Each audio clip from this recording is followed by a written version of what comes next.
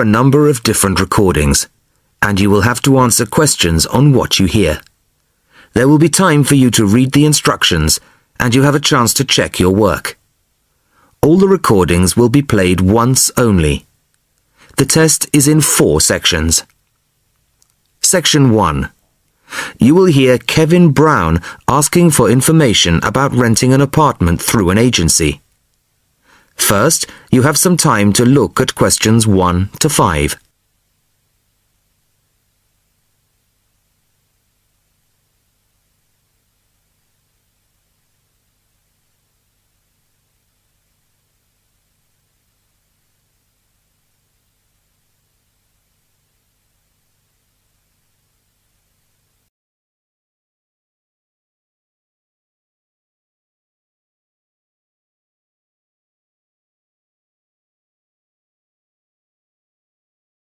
Now the test will begin.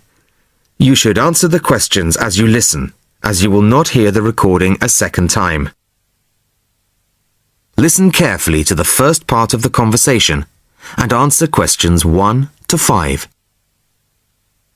Good afternoon. How can I help you? Hello, my name's Kevin Brown.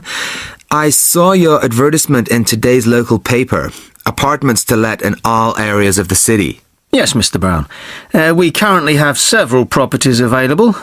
What part of the city were you thinking of? Well, city centre ideally. OK.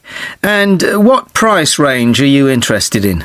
I don't really know. What have you got? Well, prices start at £400 a month, going up to £1,000 a month. OK. And what's the difference? What does the price depend on? Well, the number of bedrooms, mainly. Uh-huh. The cheaper apartments have 1 bedroom, while the most expensive have 3 or 4 bedrooms. OK. 2 bedrooms would be nice. So I'll say 2 bedrooms up to £600 a month. Mm-hmm. Do you have anything like that?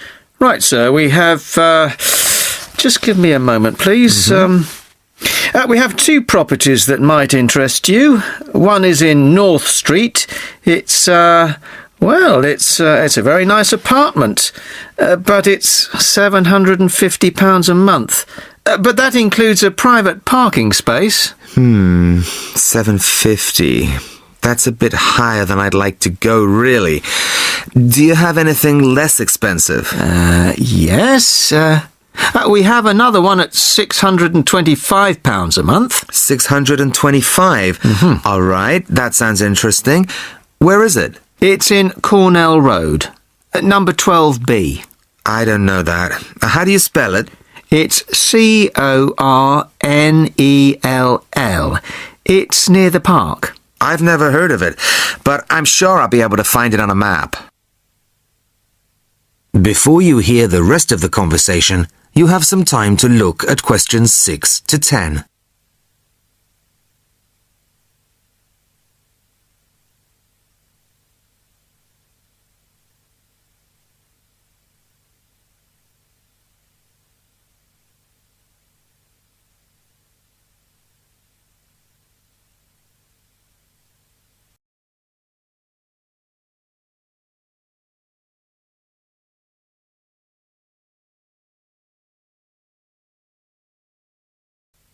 Now listen and answer questions 6 to 10.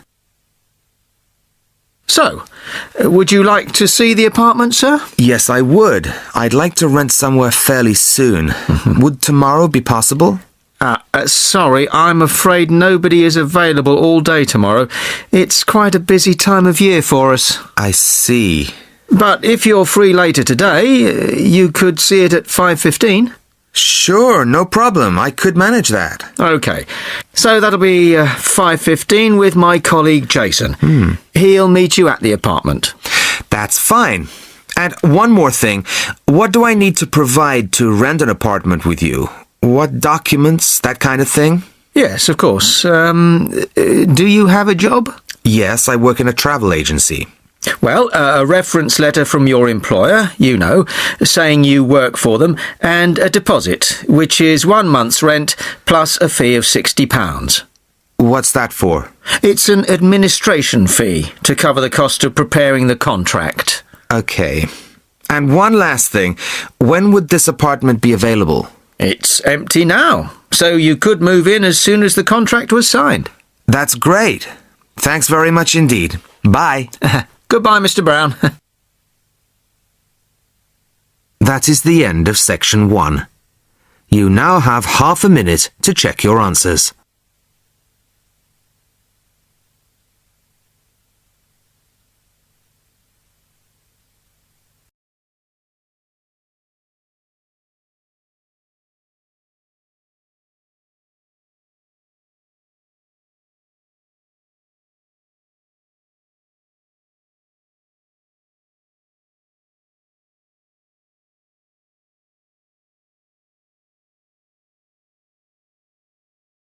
Section 2. You will hear the director of a new arts centre speaking to a group of local people who have come to hear what the new arts centre will be offering. First, you have some time to look at questions 11 to 15.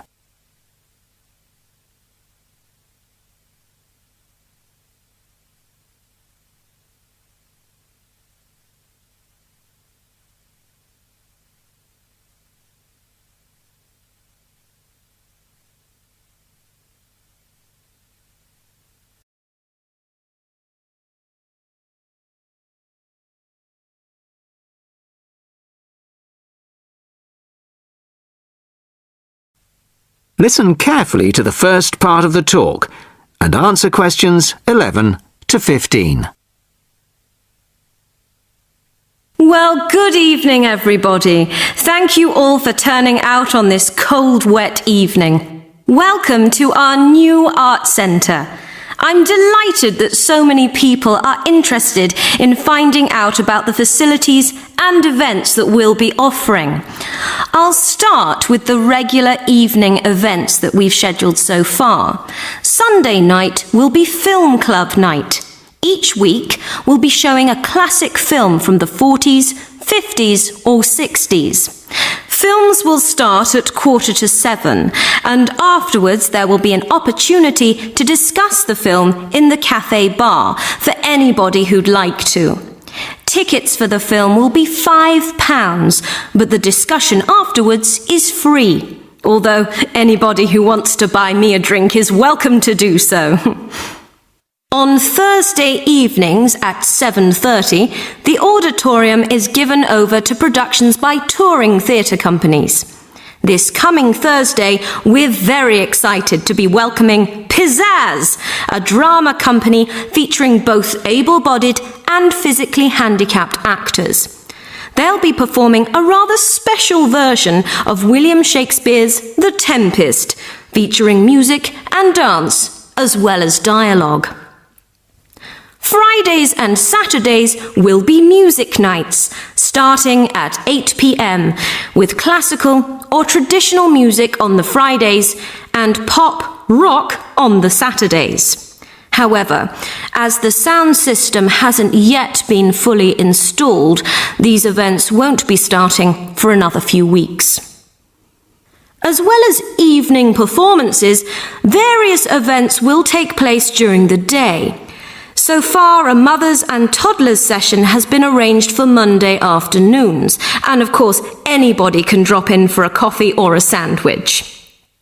The cafe bar will be open from 11 a.m. to 3 p.m. and 6 p.m. to 11 p.m. Mondays to Fridays, and 11 a.m. to midnight Saturdays and Sundays. Lunch will be served from 12:30 till 2, and light snacks will be available all day. Of course, this program is just the start, and we expect to be announcing many additional events in the near future. Before you hear the rest of the talk, you have some time to look at questions 16 to 20.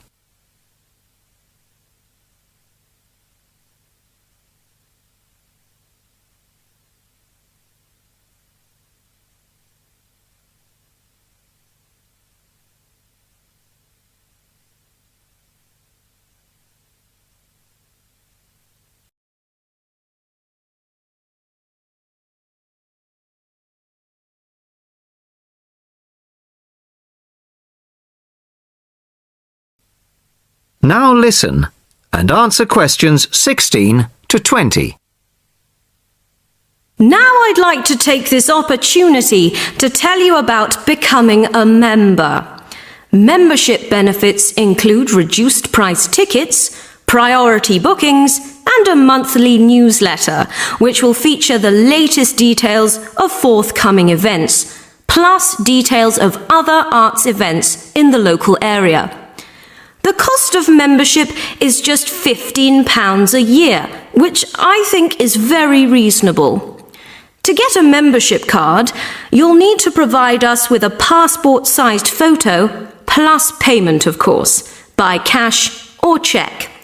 We can't accept credit cards, I'm afraid, at least not for the moment. We hope to have credit card payment facilities available in the not-too-distant future. Then, when you want to buy reduced price tickets, you simply show your card at the box office or quote your membership number if you're making a telephone booking. Generally, a membership card will save around 20% on the full ticket price, so it really is very good value.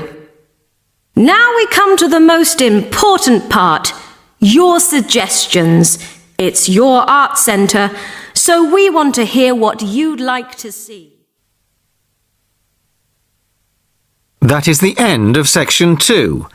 You now have half a minute to check your answers.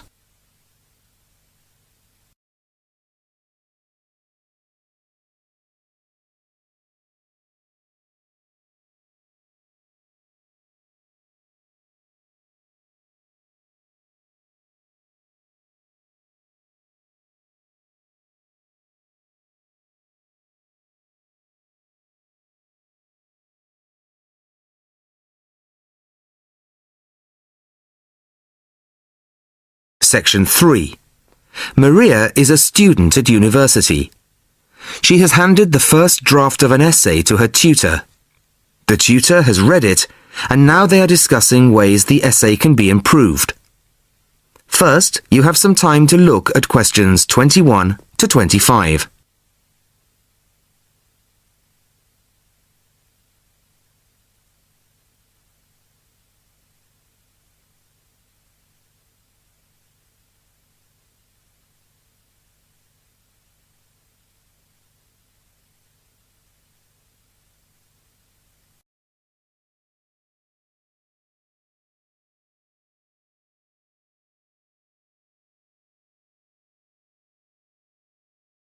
Listen carefully to the first part of the conversation and answer questions 21 to 25. Well, Maria, I have to say I was quite impressed by your essay. It's a big improvement on the last one. Really? I'm glad. I put a lot more work into this one. I really spent ages on it. And it shows. You've addressed most of the problems I pointed out last time. In particular, the style and language are much more appropriate for an academic essay. So that aspect is okay? Absolutely. If you carry on like this, you shouldn't have any significant problems in that department. That's a relief. I've been quite worried about that, although I've been reading a lot of other essays to try to get the right style. Well, I'd say you've been successful. There are just one or two minor things you could look at. Your punctuation's quite basic. It's really just full stops and commas. And parentheses. Brackets? Yes, brackets if you prefer. In academic writing, these are best used only occasionally, if at all. You use them rather too often. Okay, I see. And I'm sorry to mention it, but your spelling. I know. But I'm working on a foreign computer. The spell checker doesn't work for English. Are you sure? Have you tried changing the setting to English? No, I haven't. Well, I should see if that's possible. I haven't marked you down this time, but, well, some of my colleagues are a bit old-fashioned about spelling. I'd try to get that sorted out if I were you. Okay, I understand. I'll try to change the setting. Before you hear the rest of the conversation, you have some time to look at questions 26 to 30.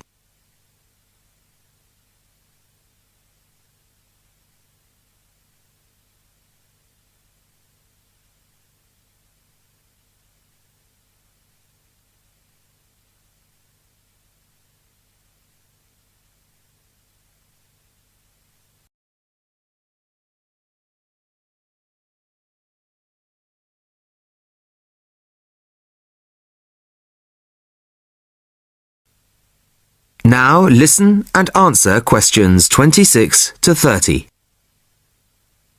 The only major problem I have with the content of your essay is the introduction. The introduction should, well, introduce the theme of the essay. You've put some of the most important points there. For example, this bit. The statistics about the growth of railways in the 1850s. That really should go in the main body of the essay. And so should this paragraph about changes in patterns of employment. In general, I'd say your introductory section should be no more than half as long as it is at the moment. Okay. And I should move those points forward? Precisely. And going back to the railways, they're one of the most significant factors for change in this period.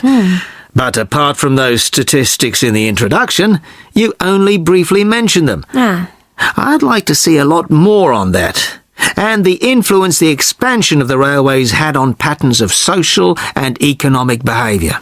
You mean how with the railways people could travel to find work and could meet people from other areas? Exactly.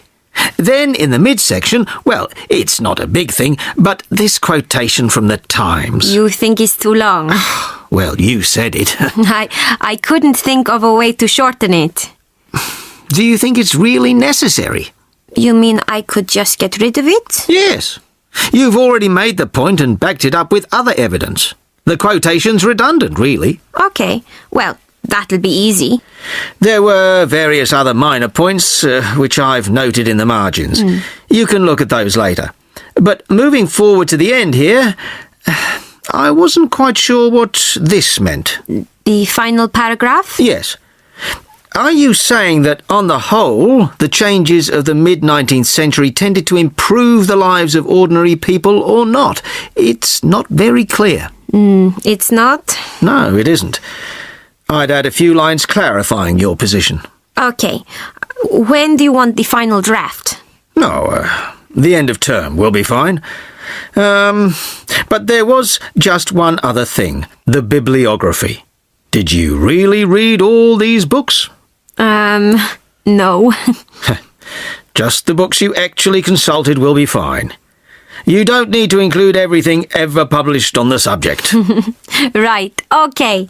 Thanks. Bye. Goodbye. That is the end of section 3. You now have half a minute to check your answers.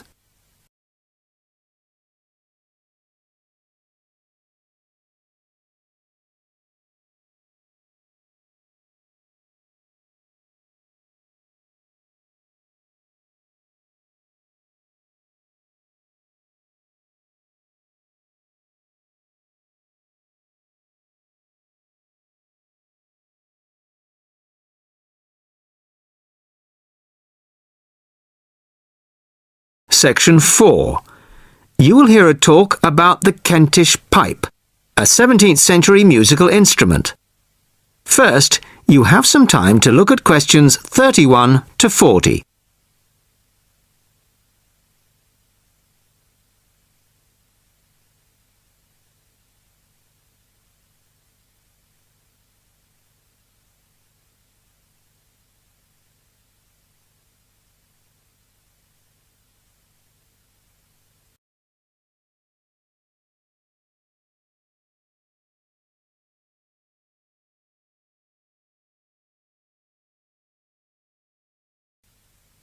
Listen carefully and answer questions 31 to 40. Good evening. I'd like to introduce Geoffrey Rourke of the Early Music Foundation. Geoffrey has recently restored a genuine 17th century Kentish pipe and, as you all know, will be giving us a recital on it later this evening. But first, he's kindly agreed to talk to us about this exciting and little-known instrument. Thank you very much. I'd like to begin, if I may, by talking to you about the rather unusual construction of the Kentish pipe. The main part of the instrument, as you can see, is a long, straight wooden tube, which we call the chanter.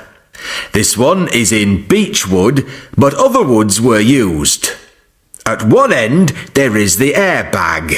This rests under the arm of the player, like this. The blowpipe that inflates the airbag is quite long and bends round the front of the body to be inserted in the mouth of the player, like this. You see, the flexible nature of this tube is a unique feature of the Kentish pipe. In my restored version here, the blowpipe is, I'm sorry to confess, made out of plastic. In the original version, it would have been made out of leather using an elaborate stitching and waxing technique. However, the skills required to do this have now been lost. Good old plastic was the only alternative we could come up with.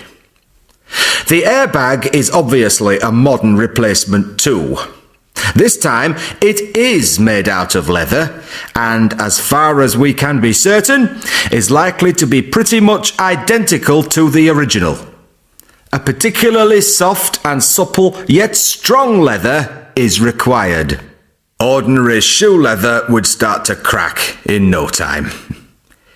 The main pipe, or chanter, is original, of course, as its rather battered appearance makes obvious, I would imagine. But it still sounds pretty good after nearly 400 years. We can't actually put a precise date on it, because the maker kindly inscribed it for us. Just here. You probably can't see it. JD, the maker's initials, and the date 1634.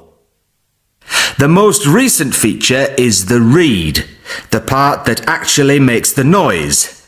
Although probably identical in every way to the original, it is in fact a piece from a plant picked yesterday morning by my son by the river near our house. So, that's the construction. But why bother with the bag, you may be wondering? Why not just blow directly into the pipe? Well, you can play the instrument that way. You can just detach the bag like this and blow into this hole here. But you need a lot of breath to do it. Much more than, say, a flute or clarinet. After a few notes, you have to stop to take a breath. The bag allows the player to breathe while continuing to play. This meant that music for the Kentish pipe could be loud and fast, the way they liked it in Kent in the 17th century, no doubt. So, we have the pipe, but unfortunately, we don't have the music. Not a single piece of music written specifically for the Kentish pipe has been found. Luckily, some of my colleagues from the Early Music Foundation have adapted some traditional music from the period for the Kentish pipe, and we hope this will closely reflect the impression performances on the original instrument would have made. During the recital, I'm also going to play some modern pieces, ranging from rock to classical. And I hope you'll agree with me that the instrument can bring its own special character to familiar tunes. Well, thank you very much for that, and I'm sure we're looking forward very much to hearing you play it after the break. That is the end of section 4. You now have half a minute to check your answers.